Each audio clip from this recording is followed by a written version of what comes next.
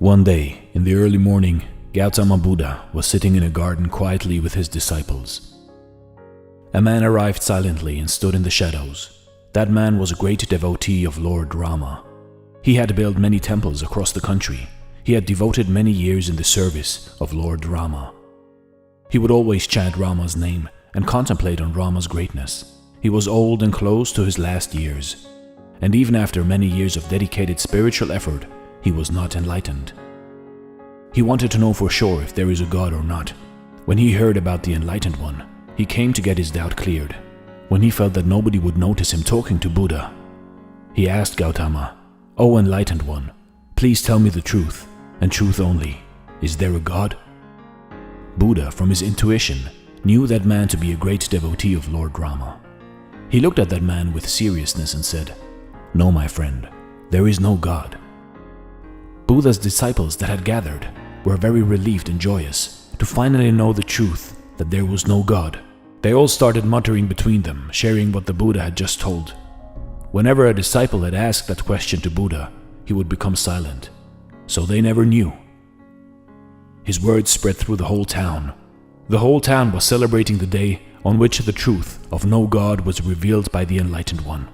They were finally free of the ideas of hell, heaven, and of somebody sitting up to judge one's actions. It was getting late in the evening, and once again, the disciples came back and sat around the Buddha. There was a materialist who had been an atheist all his life. He had convinced thousands of people that there was no God. He used to go to the priests and scholars and defeat them in the argument about God. He too was getting old, and little suspicion arose in him. What if there is God? Isn't it a waste of my life to spread the no God message if there is God?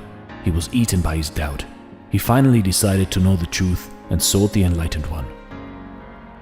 He slowly came up to where Buddha was sitting and asked him, "They say you are enlightened. Please tell me if there is God." Buddha, knowing that man to be an atheist, said with firm voice, as if he is in firm conviction, "Yes, there is God." Buddha's disciples once again were back to confusion. The word spread around town that there was no God, and so the whole town was confused.